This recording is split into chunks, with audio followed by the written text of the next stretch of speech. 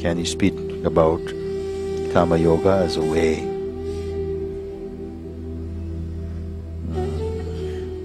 to purify strong vasanas?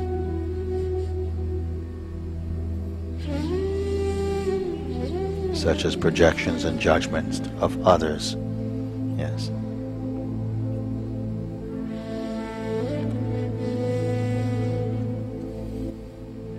First, again, this is something that can be brought directly into the inquiry, these vasanas, and I don't know if everybody used to terms like vasanas, but just to quickly say what it implies only some deep tendencies, recurring tendencies that are so strong and full of identity. This, when you speak about the strength of any tendency, it's only because it has a lot of identity in it. No identity, no strength. No identity, no strength. Initially, all thoughts, they are equal in weightlessness. When you believe in them, then it empowers them. It gives them weight. I said before, a thought without belief has no power. A thought with belief can start a war even. So belief is the thing, not thought. Also, you know, people say, I've got a dirty mind or something. Because I have dirty thoughts. No. Dirty thoughts you cannot stop. They will come initially. They will come. Dirty thoughts doesn't mean dirty mind. Dirty thoughts, when they are entertained, then they will linger and want to join your being. Then you say, yes, I've got dirty mind, which is also thought, dirty thinking. But no one can stop initially all kind of thoughts. You think bad thoughts didn't occur in the mind of the Buddha? Of course they come. In the mind of Christ or Krishna, of course the thoughts come.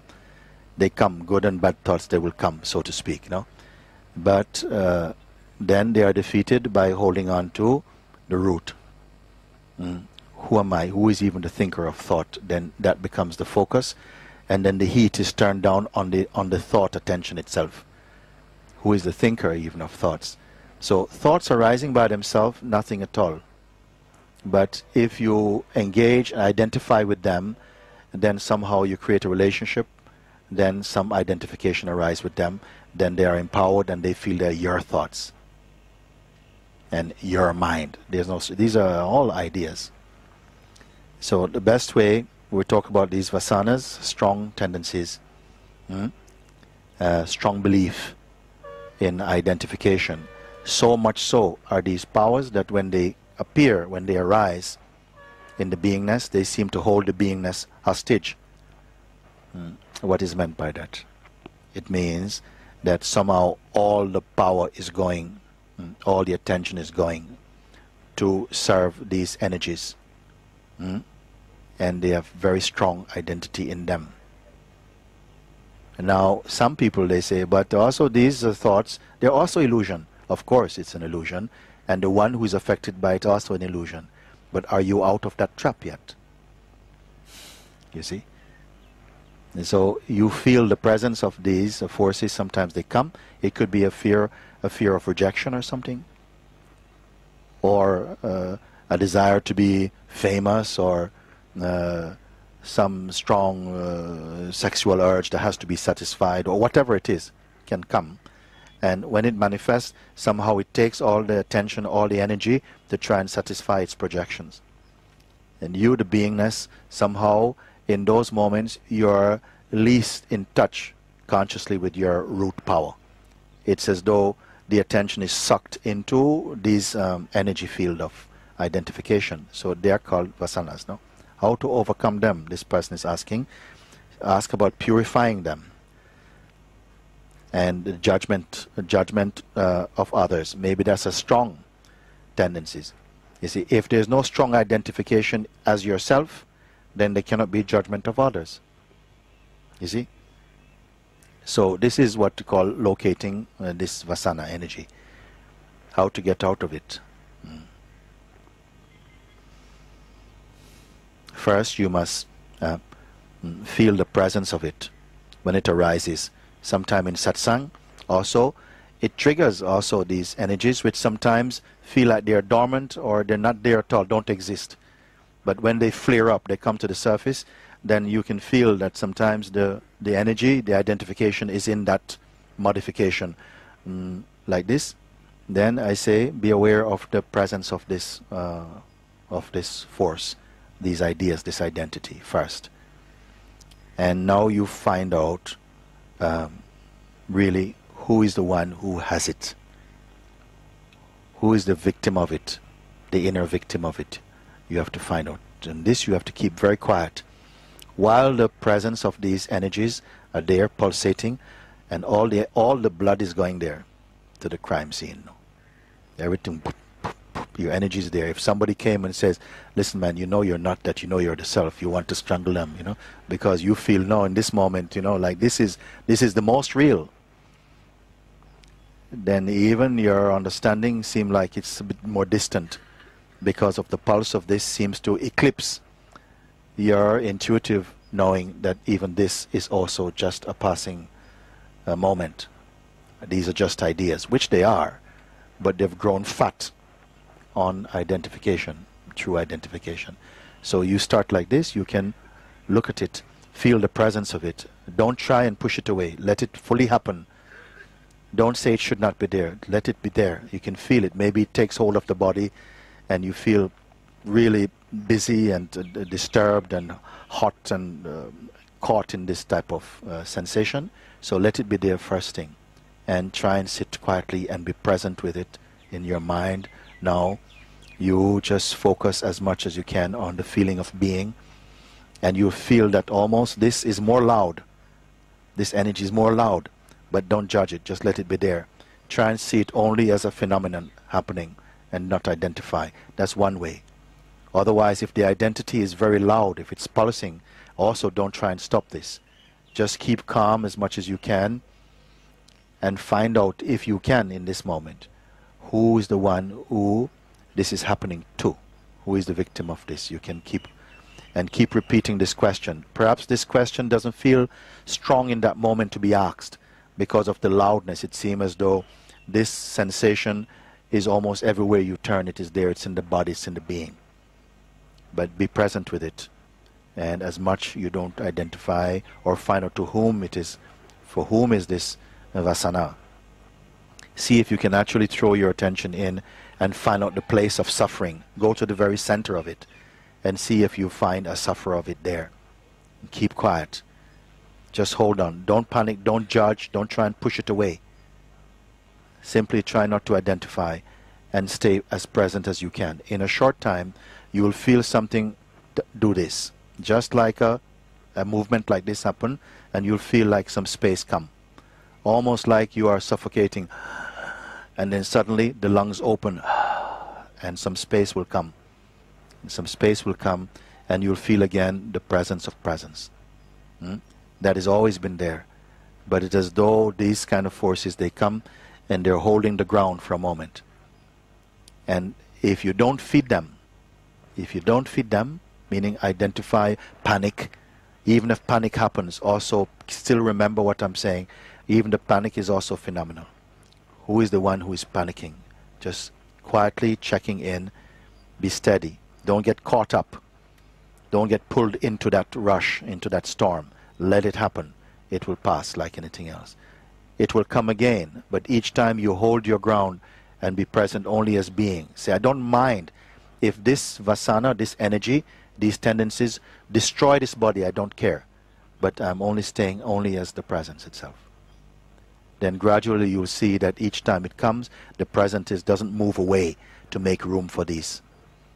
Then at a certain point they're there together. You'll feel the presence and you'll feel also the presence of this energy. And gradually it means that the energy of these forces, vasanas, they are on the way out. They are being burped out. At a certain point they're going to go very quickly, the force of them. As the presence is learning to be only with itself, these cannot stand, because they have to be energized by the belief and the identity. Wherever there is identity, there is the sense of an I entity. And the I entity is what seems to be suffering from all these different reasons in the world. Soon it will be over for you. It will be over. You will not have to live all your life with these forces. They will not come. They are strongest when the mind or when the consciousness is in identification with the body-mind experience. They will feel to be more powerful. As you remember that you are the witness of all appearances, these will begin to get weaker. This is a guarantee. It will get weaker. It will get weaker. At a certain point when they rise, you will not even turn your head anymore. They will not command that much power, that much attention from you. Such it is. There will always be, as long as the vital force in the body is there and the consciousness is there, some thought activity will be here in the body. The remnants, superficially, of conditioning will still be there, but it will not have the power to pull the beingness into the bush for a good mugging. It will not happen. You will be able to somehow say, okay, fine. People may see, oh yeah, he's still like this. They were saying one saint was always loved counting money. He was always counting his money over and over. Even if he's got 10 rupees, still count them over and over. It was his habit, counting the rupee over and over, no? Maybe become meditation for him, but something like it. And even after his mind came into complete realization, still doing this tendency, counting money, counting money. Other people say, but he hasn't changed, He's still counting money.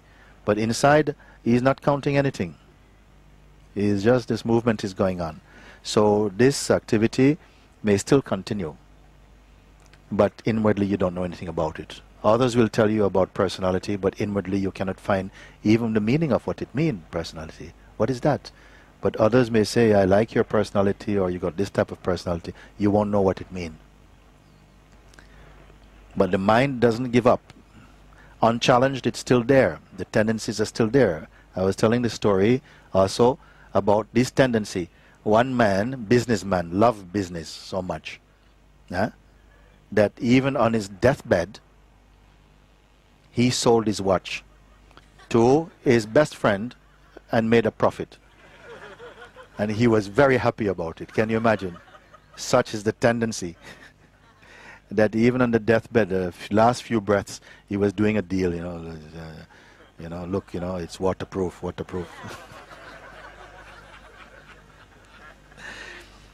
So this is one way of dealing with it. Gradually, even the impression of these vasanas, they will not follow you anymore. They will just be sort of so weak in impression, because you are again in your natural place. They can only get you, as I said before, the power of Mahamaya, the great illusion, the great delusion, has bitten, this snake has bitten every being, not just human beings, into the delusion, I am the body. And only one medicine can get rid of it. Your own Parabrahman. Because that is here. Then you must come to your own Parabrahman, mean your original truth. Then Maya has no hold on you. Where is that? It is your own self.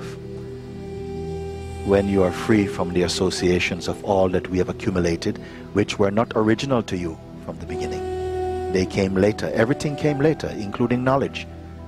How we know this? Because you are the one who knows knowledge and no ignorance. Knowledge doesn't know you. Who are you? Everything came after, because you are the perceiver of it. You watch its rising, its ascendance, and its departure. Who can you be? You see? Even this body is like a burning candle. Also it is witnessed by the indwelling spirit, you see. This is not things I'm asking you to believe, but to verify, to confirm through your own intuitive power. You're doing it.